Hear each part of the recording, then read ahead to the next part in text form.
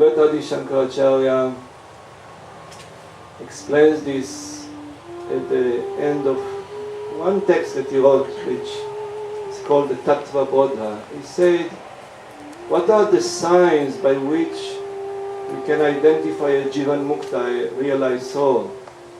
And he says, there are no external signs. There are no external signs.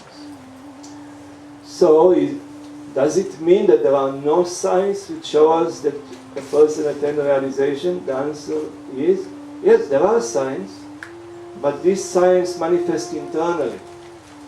And this is why Arjuna asked Lord Krishna in the second chapter of the Bhagavad Gita, "Oh Lord, please describe to me what are the qualities of a person who has attained steady wisdom? How such a person sits? How such a person walks? How such a person talks?" Like this. Please describe to me the signs. Why? Because Arjuna was in doubt about himself even. Later on, in a further chapter of the Gita, he tells Lord Krishna, I'm not sure whether I am a divine being or a demonical being. He was so confused. So later on he tells the Lord, please tell me what are the qualities of demons and what are the qualities of divine beings, because he had doubts, maybe I'm a demonical being.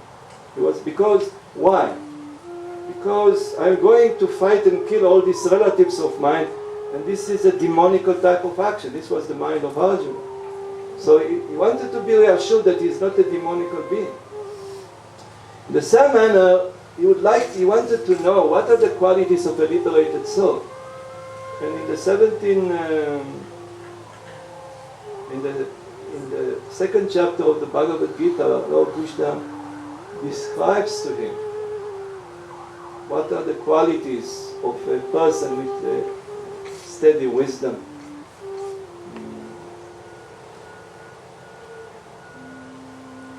Just recite. Ganesha, we will recite few verses. Qualities. When a man completely casts off all the desires of the mind, and he is satisfied in the self, by the self, then he is said to be one of steady wisdom. He whose mind is not shaken by adversities, who does not hanker after pleasures, and is free from attachment, fear, and anger, is called a sage of steady wisdom. He who is everywhere without attachment, on meeting with anything, good or bad, who neither rejoices nor hates, his wisdom is fixed.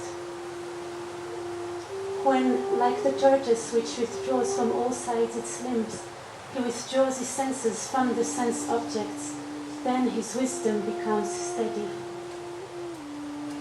The objects of the senses turn away from the abstinent man, leaving the longing, but his longing also turns away on seeing the Supreme. The turbulent senses do violently carry away the mind of a wise man, though he be striving. Having restrained them all, he should sit steadfast, intent on me. His wisdom is fixed, whose senses are under control.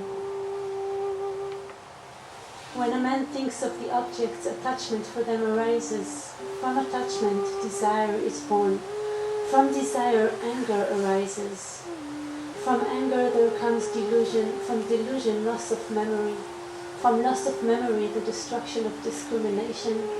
From the destruction of discrimination, he perishes. But the self-controlled man, moving among the objects with senses under restraint, and free from attraction and repulsion, attains peace.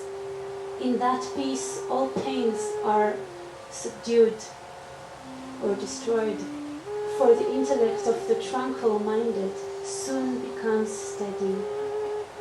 There is no knowledge of the self for the unsteady, and for the unsteady, no meditation is possible, and for the unmeditative, there can be no peace. And to the man who has no peace, how can there be happiness? For the mind, which follows in the wake of the wandering senses, carries away his discrimination as the wind carries away a boat on the water. Therefore, Almighty armed Arjuna, his knowledge is steady, whose senses are completely restrained from sense objects. That which is night to all beings, in that the self-controlled man is awake. When all beings are awake, that is night for the Muni who sees. He attains peace into whom all desires enter, as waters enter the ocean, which, filled from all sides, remains unmoved, but not the man who is full of desires. That man attains peace who, abandoning all desires, moves about without longing, without the sense of mind, and without egoism. This is the Brahmic seed, O son of Pritha. Attaining to this, none is deluded, being established wherein, even at the end of life, one reaches to oneness with Brahman. So these are the signs of the realizing.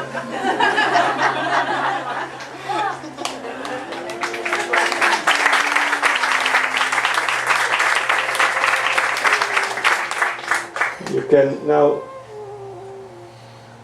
these qualities of the Jivan Mukta in the second chapter are also spiritual instructions. The meaning is that this is the yogic teaching, that what is an attribute for a realized person is a practice for an unrealized person. I repeat, whatever is an attribute for a realized person is a practice for an unrealized person, you see?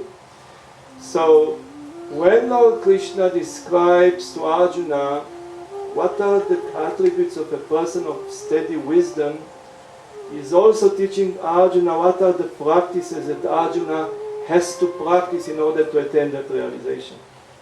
Because those attributes of the Jivan Mukta, which for the Jivan Mukta is just his nature, for Arjuna these are practices.